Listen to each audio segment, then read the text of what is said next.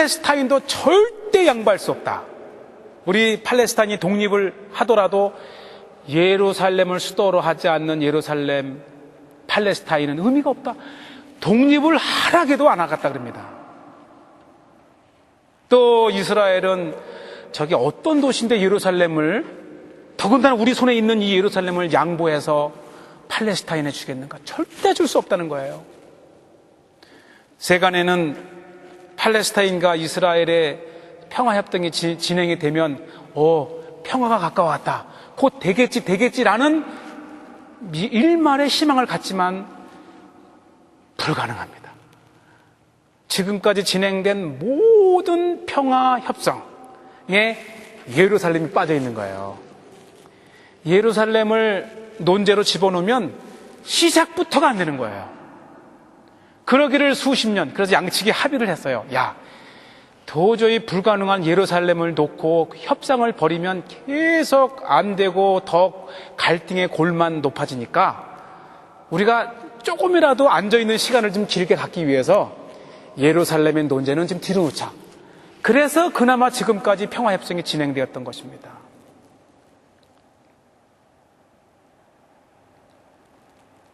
예루살렘이 있는 한, 제가 지금까지 알고 있는 지식으로 보면 팔레스타인과 이스라엘은 절대 협의가 안 됩니다.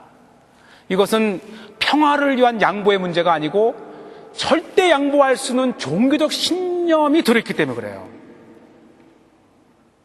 이것이 예루살렘입니다. 또 대통령과 수상이 그 산불 하나 나는 것을 발을 동동 구르며 세계에 호소하는 모습을 보면서 정말 이 나라는, 여러분, 우리가 살고 있는 예루살렘이 정상적인 시입니까? 제가 예루살렘이라고 하는 그 아티클을 몇 개 읽으면서 글을 쓴 적이 있어요. The Politics of Jerusalem. 다시 말해서 예루살렘은 정상적인 시민이 사는 도시가 아니에요. 예를 들어서 정상적인 도시라 하면 이 시민들이 살아갑니다. 시민들이 세금을 내요. 시민들이 장사를 하면서 또 세금을 내요. 시민들이 사업을, 그 시에 속해 있는 사람들이 사업을 하면서 사업의 이익을 냅니다. 그런데 이스라엘은 예루살렘 성 자체가 정상 거주지가 아니에요. 첫째는 종교인들이, 술집만 내면 종교인들이 이 시의회를 잡고 있잖아요. 술집만 내면 때려부시죠. 좀 이 부가가치가 높은 게 그 오락 이런 거래요. 술, 오락, 그런 것들. 유흥업소. 근데 예루살렘은 시의회에서 허가를 내어주지 않습니다. 그러니 젊은이들이 살 맛이 나겠어요? 젊은이들이 예루살렘에 살면 따분하다 그래요. 우리 키부츠에 온 청년들도 얘기를 하면, 아유, 예루살렘, 여기 어떻게 살아요? 그럼 저는 기도하며 살지. 근데 어쩌다 텔아비브를 한번 가보면, 이야, 텔아비브 살고 싶다 그래요. 그 해수욕에 남녀노소 비키니 입고 늘 우리를 기쁘게 하죠. 맥주집 있죠. 오락실 있죠. 이런 게 있을까 하는 것은 다 텔아비브에 있습니다. 그러니 젊은이들이 정착을 못하니까 미래가 없어요. 또 종교인들 애를 많이 낳으니까 이 자녀 수당으로 그나마 낸 세금이 다 애들한테 갑니다. 공장을 짓고 사업을 하고 싶어도 땅이 부족해요. 여기다가 더한 게 뭔지 압니까? 우리가 내서 다 예루살렘을 갖고 놓으면 이용하는 사람은 예루살렘 사람이 아니고 성지 순례객들이에요. 그래서 항상 예루살렘은 사는 사람보다 일시적으로 와 있는 사람이 50%입니다.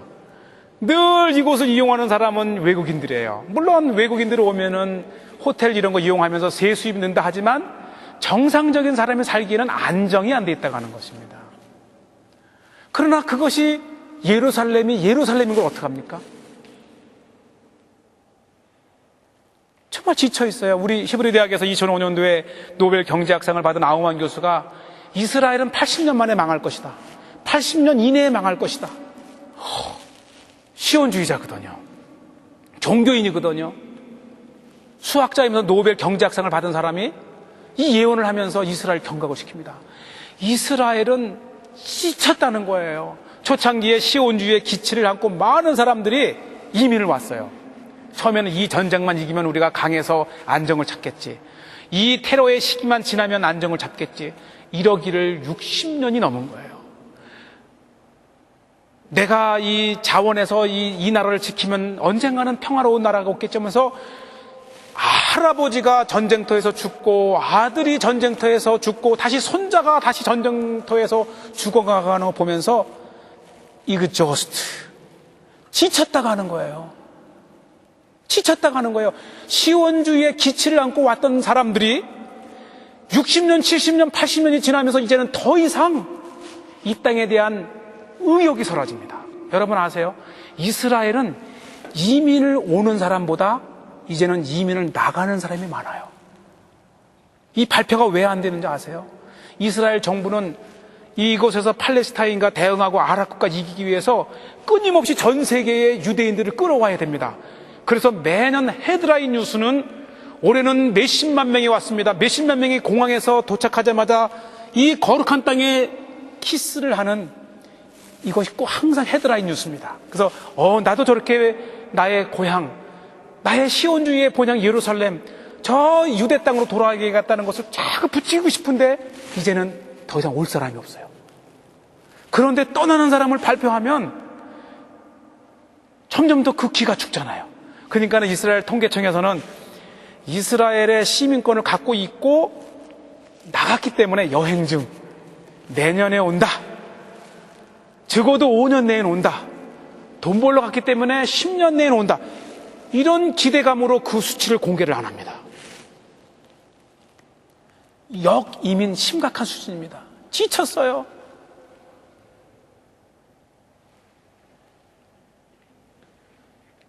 이스라엘이 누가 강하다고 합니까?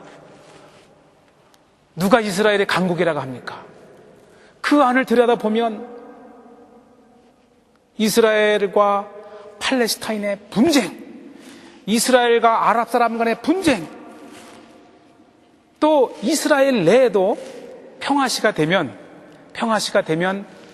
이스라엘 내에 아시케나지와 세파르디기 유대인, 근데 종교인과 종교인, 또 더 나아가서는 종교인과 세속인 간의 분쟁으로 이스라엘의 사회학자들은 이렇게 얘기를 합니다.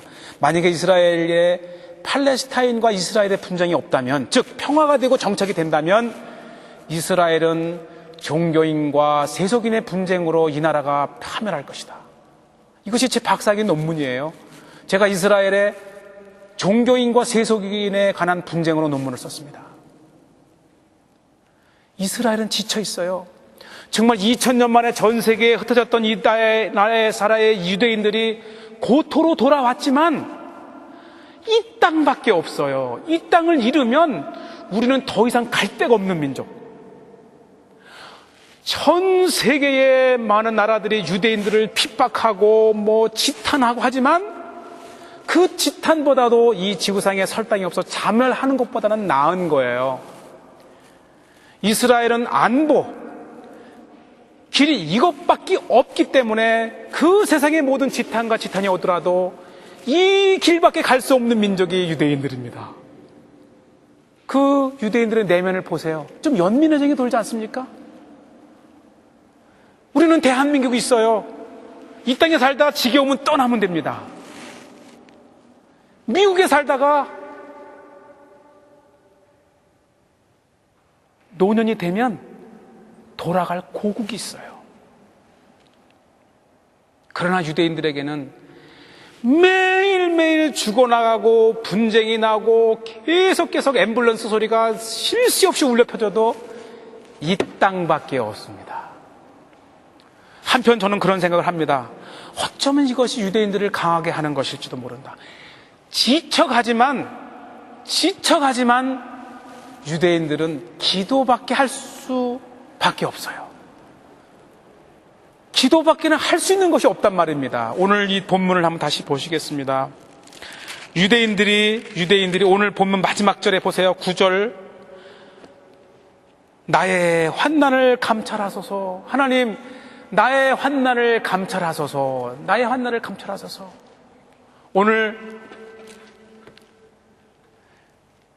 비록 이 노래가 애가라고 하지만, 슬픈 노래라고 하지만은 끝이 아니에요. 죽은 시체를 놓고 드리는 애가가 아니라는 것이에요. 아직 유다는 살아있고, 비록 포로로 잡혀가고 예루살렘이 파멸하지만 유다인들은 살아있어요. 이 감찰하소서 하면서 하나님의 회복의 때를 구하는 기도라고 하는 거예요. 기도를 할 수 있다고 하는 것은 희망이 있다는 것입니다.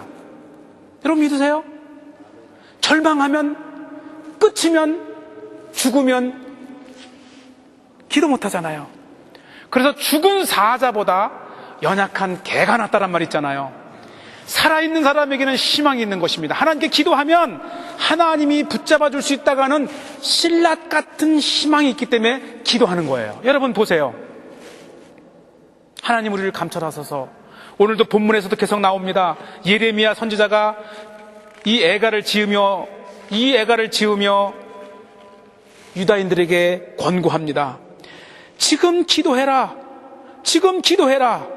기도하고 기도하면 하나님께서 우리를 되살릴 것이다.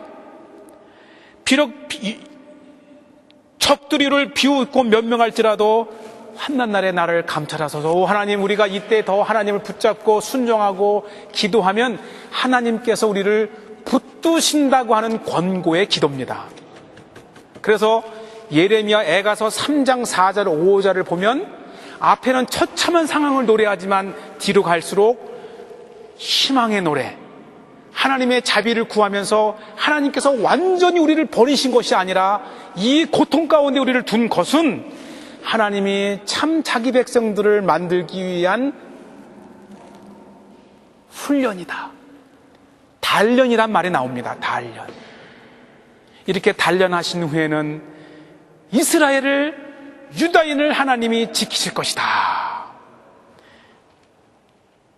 애가서는 끝났습니다. 한번 보세요. 유대인들을 짓밟고 바벨론으로 잡아갔던 바벨론인들 지금 있습니까? 그렇게 애굽의 바로 왕들이 이스라엘을 넘나들고 괴롭혔지만 지금 애굽 있습니까? 예수님 시대 때에